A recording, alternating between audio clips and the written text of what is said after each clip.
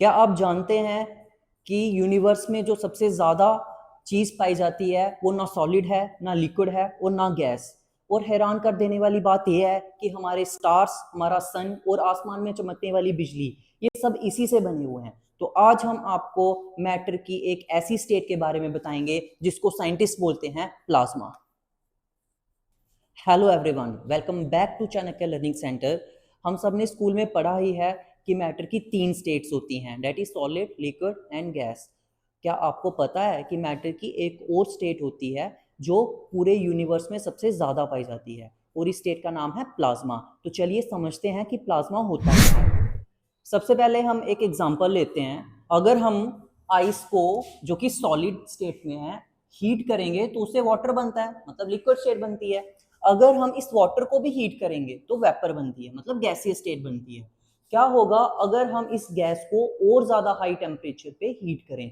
जब इस गैस को हम बड़े ज्यादा टेम्परेचर पे हीट करते हैं तो गैस के जो एटम्स हैं वो टूट जाते हैं और उसमें से इलेक्ट्रॉन्स, फ्री इलेक्ट्रॉन्स बाहर आ जाते हैं। तो हमारे पास बचता है mixture of positively charge ions और फ्री इलेक्ट्रॉन्स का।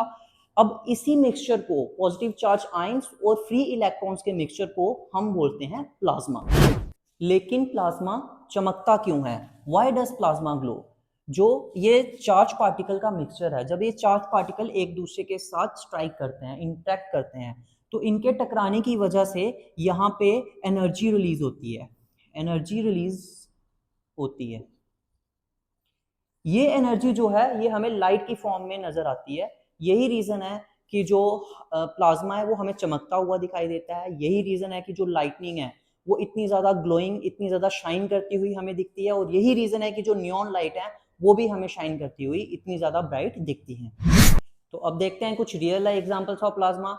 सबसे बड़ी एग्जांपल सन, स्टार्स, पूरे के पूरे स्टार्स प्लाज्मा से बने हुए होते हैं। लाइटनिंग, जो बिजली कटकती है बिजली बारिश के टाइम पे, अगेन प्लाज्मा। उसके बाद नॉर्दर्न लाइट्स या फिर ऑरोरा, अगेन प्लाज्मा के ही इतने ब्यूटीफुल पैटर्न्स बनते हैं। उसके बाद कुछ और इंटरेस्टिंग फैक्ट ये है कि हाइड्रोजन गैस का जो प्लाज्मा होता है वो पिंकिश कलर का होता है, पर्पल कलर का होता है।